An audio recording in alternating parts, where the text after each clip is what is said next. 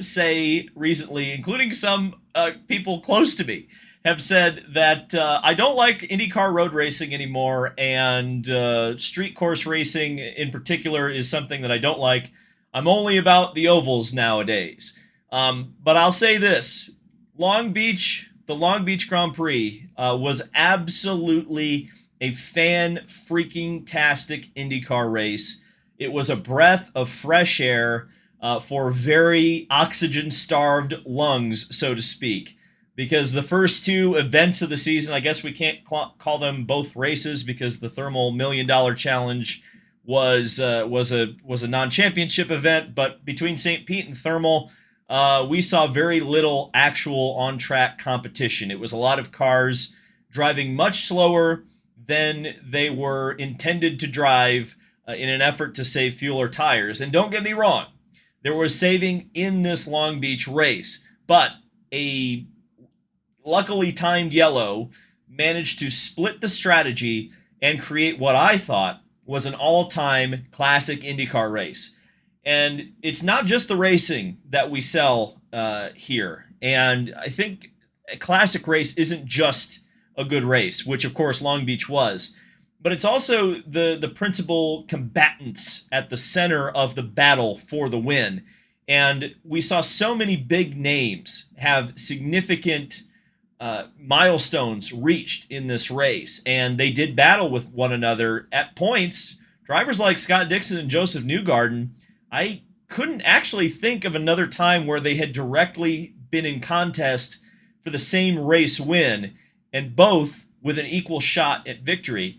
And I thought that was just compelling as all hell. I mean, it just was really, really a good race. And then, of course, this is the thing.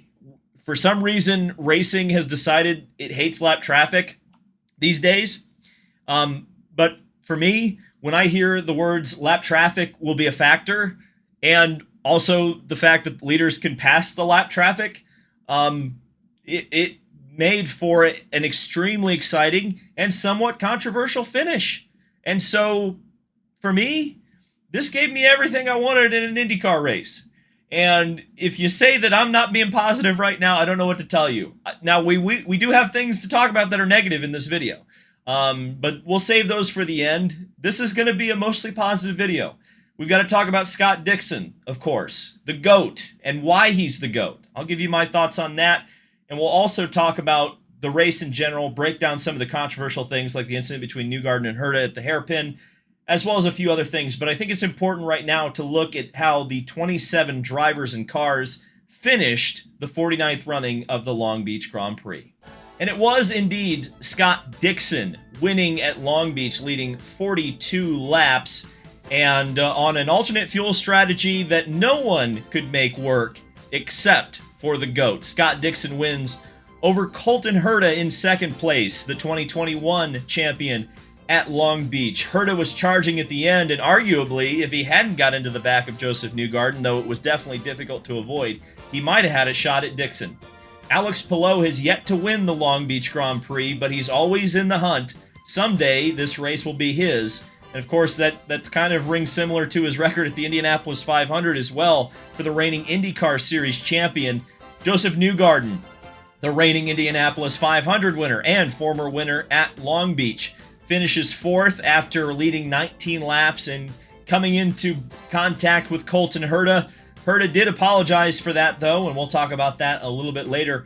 Marcus Ericsson, I know he doesn't like the sneaky Swede moniker, but we're going to use it here because it was just all of a sudden that you saw the 28 car just in the mix there at the end of the race. Marcus Ericsson is so good at saving his stuff for the end, and he just always seems to be a factor at the end, especially in big races.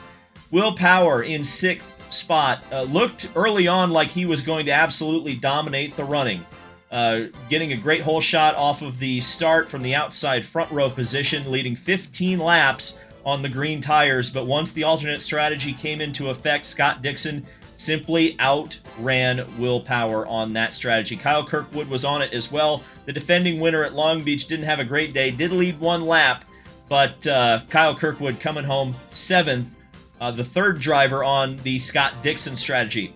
Romain Grosjean who was close to victory in 2022 and 2023, strong running at Long Beach in the past, and has that continue with Juncos Hollinger Racing, getting them a top 10 finish in P8.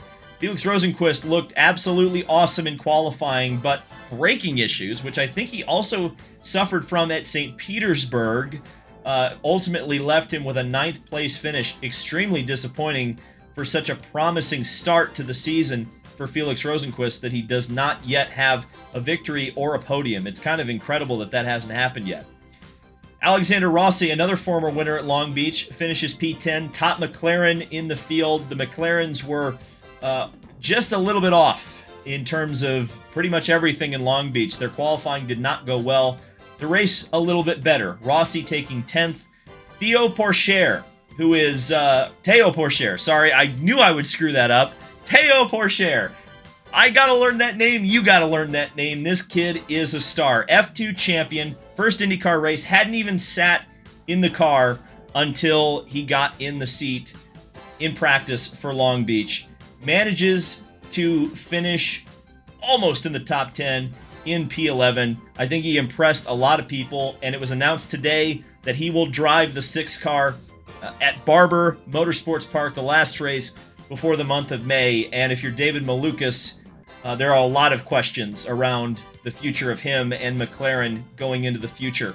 Marcus Armstrong, who was strong in practice and qualifying, didn't quite have the race pace, but managed to come home 12th. Linus Lundqvist had a pretty good day, all things considered, in P13. Rinus VK was quick at times, was making a lot of passes early on in the race, but comes home 14th. Augustine Canapino in 15th, the second Juncos Hollinger driver. Pato Award was penalized for avoidable contact with his teammate, Alexander Rossi. Bit of a disaster for McLaren, disaster for Award, 16th spot. Graham Rahal in 17th. Stingray Robb with a decent effort in 18th spot for AJ Foyt Racing, actually the top finisher on that team. Kiffin Simpson in 19th. The first car, I believe, 1 lap behind the race. Yes, indeed. Kiffin Simpson, the first car, 1 lap down. Nolan Siegel with King Taco sponsorship for this week in the 51 for Dale Coyne Racing, finishes 20th. Santino Ferrucci was battling hard for his 21st finishing position, but not great for AJ Foyt Racing. Tom Blomqvist had a tough day for sure. He had some contact as well. In fact, was involved in the Pato Award Schmozzle. 22nd place for the second Meyer Shank car. Christian Lundgaard was penalized for, I believe it was a pit lane, or sorry, it was avoidable contact for Christian Lundgaard as well. That pretty much took him out of the running. Pietro Fittipaldi, I think they showed him on TV once. The TV cameras did not like that particular Rahal Letterman Lanigan car. He finished the last car 1 lap down. Jack Harvey 2 laps down, not really his fault at all. Was just kind of an innocent bystander in the Christian Rasmussen crash. Scott McLaughlin had a mechanical issue which put him in 26th position, many laps behind the race. And Christian Rasmussen, of course, had an accident after catching the wall coming out of the hairpin and then crashing further down the track and collecting Jack Harvey. So I'll keep gushing about the race. It was a quality race. Now, certainly, the tires have not helped the product very much this year. The tires are designed for a heavier car that has a hybrid attached to it, and right now that is not on the cars. And supposedly the target date for that is mid-Ohio, but it's going to be a while before we see Indy cars on the tires that they were designed to be running on. So early on in the race, you kind of worried it was going to be a bit of a snoozer like St. Pete was. There was definitely more passing. I think the very long shoreline drive helps that significantly. Long Beach is just a really good track for racing because you do have a couple of straightaways where you can really open up the car and take advantage of someone and take a position. St. Pete, while it has one long straightaway, it's a little bit more difficult to get a run on somebody. So, Long Beach can kind of overcome difficulties with the formula to still produce a good show.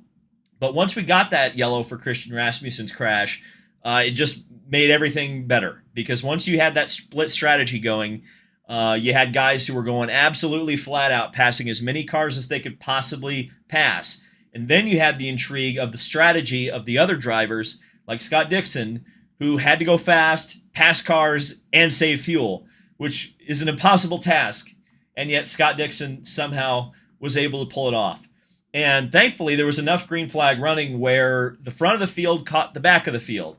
And, we'll actually be talking about Zach Brown's comments on the state of IndyCar and where he'd like to see it in the future. Spoiler alert, I agreed with a lot of it. But one of the things I disagreed on significantly, and one of the greatest examples I can give as to why IndyCar is not a 20-car field, why it is a 27-car field, is that when you have about 7 or 8 guys, maybe 10 or 11 at the Indy 500, who are far enough off the pace where the leaders have to come through them 2 or 3 times in a race, that lap traffic creates opportunities for exciting things to happen. Drama, intrigue, uncertainty in a race. And that's what we saw when the leaders caught the lapped cars towards the end of the race. Scott Dixon had to thread his way through the traffic. He did it expertly. Now, he had some help from his teammates.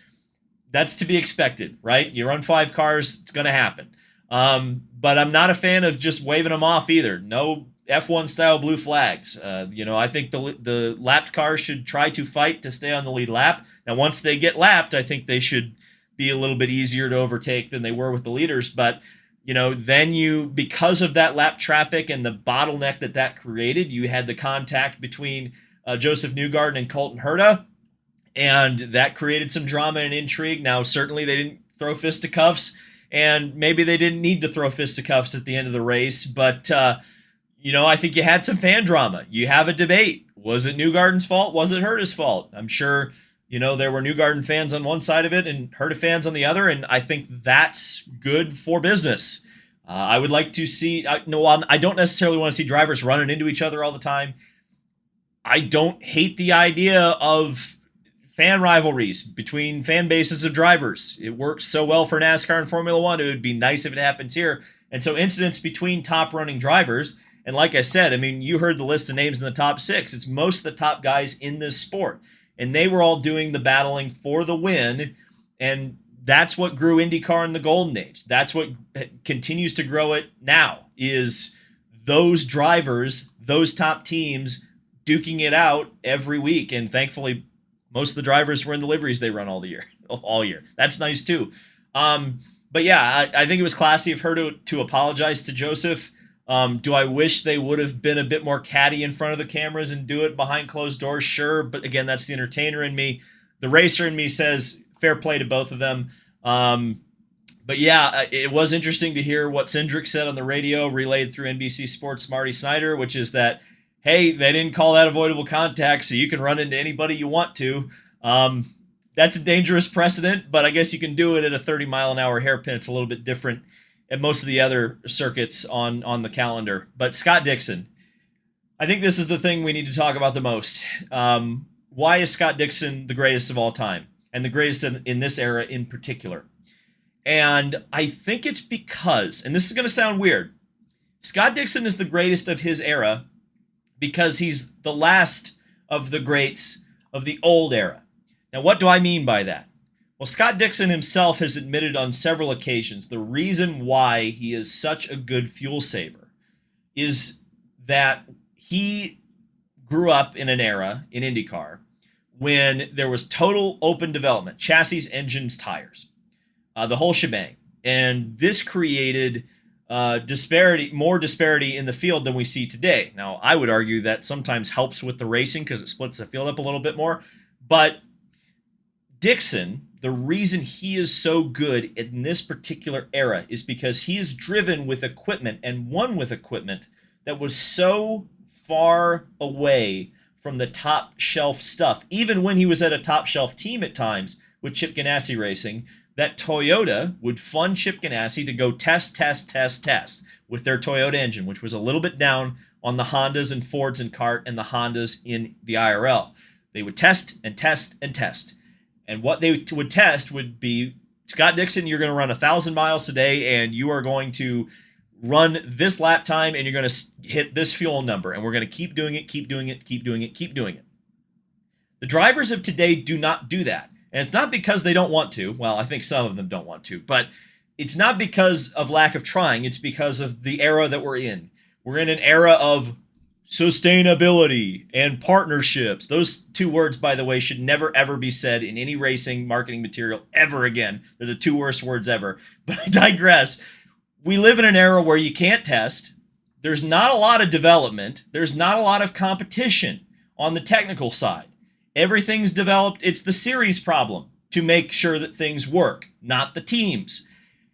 And Scott Dixon is the last driver who grew up in an era where it was your responsibility to get the most out of your equipment.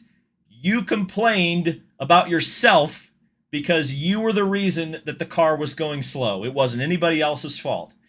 And Scott Dixon, because of that, ironically enough, brings that experience now into an era where everything is so tightly controlled. Everything is in such a small box now that if you can save fuel and you can hit a lap time, you are going to win races more often than not, and it doesn't matter. Oftentimes, Scott Dixon, when he has the fastest car, doesn't win. It's when he starts 6th through 12th is when he wins races. And because I think Scott Dixon just performs better when he's got cars in front of him and he's got a goal that he's got to hit. And we saw it at Long Beach. We saw it at Gateway last year. He gets this small, teeny tiny box, but because he had all of this testing, all of this experience that simply the other drivers do not have, he has a massive advantage in situations like this. And again, a driver like Joseph Newgarden or Alex Palou could absolutely be Scott Dixon if they got thousands of miles of testing under their belt. They are good, Joseph Newgarden, Alex Palou, and many of the other great drivers of this particular era are good because they can jump in a car right out of the box, be quick.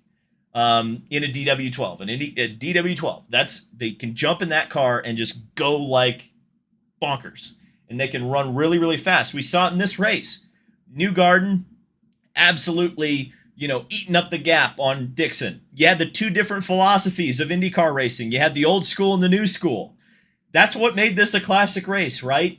And ultimately, it was the old school that won. And I think that might have been why I liked this race so much, because it was an old school race. Like I said, you had alternate strategies. You didn't have everybody on the same thing, doing the same thing, running the same lap times. People were doing completely different things. And at the end of the day, they both ended up essentially the same. Both strategies were valid. And both strategies could have won the race under the right circumstances. So I just thought it was great. I really, really enjoyed the race. And it proved that Scott Dixon, who, by the way, is only 10 wins behind A.J. Foyt now. And for those of you doing math at home, he essentially needs to win 3.25 races in the next 3 years to average that to match and surpass A.J. Foyt. So, a record that we once thought was potentially impossible, I think is very possible with Scott Dixon. And the longer we use this specific equipment, and you think Scott Dixon's not going to figure out the hybrid quicker than everybody else, I think he will. I think there's more wins coming in Scott Dixon's future. I gushed about this race. Unfortunately, I do have to give some negative feedback as well, because there is, I guess the advantage of doing this video a little bit later is that the TV rating came out, and it's not good. 300,000 viewers on USA Network. If that would have been on a network television broadcast, that would have been a test signal. Okay, so obviously USA not a network, so there are different expectations about what the TV rating was going to do. But I think I saw NASCAR Man say it was the lowest TV rating since around 2013. So while I enjoyed the race a lot, was going up against Talladega, directly against Talladega, a great strategy? Probably not. Now, obviously, the Long Beach Grand Prix has many, many, many considerations about when their race happens. Talladega used to happen in early May. It's now happening in mid-April. But I just don't think you should ever compete with a restrictor plate race. I know a lot of people used to complain about IndyCar competing against the Masters. NASCAR is way more competition than golf is for IndyCar. I'll just put it that way. While IndyCar's demo is very golf, their competition is NASCAR. You got to keep that in mind. And the Chinese Grand Prix for Formula One, which happened at 3 o'clock in the morning, got 600,000 viewers on ESPN, which, again, concerning because that was a complete stinker of a race in Formula One. But it doesn't matter because at the end of the day, the on-track product doesn't necessarily translate to people wanting to watch. It's all of the other stuff around it. IndyCar's got a great on-track product when they get the tires right so that the strategy actually happens the way it's supposed to. They have a good product, but it's more than that. And we'll talk about that in the next video. Zach Brown had some interesting thoughts. IndyCar's asked him to be on an advisory council, and he shared some thoughts with the media, and I'll talk about that tomorrow. I think you'll enjoy it. So, yeah, I was happy. It'll be a good race to rewatch 5 years from now. And that's probably the biggest praise I can put on an IndyCar race. Thank you guys so much for watching, and I'll see you in the next video.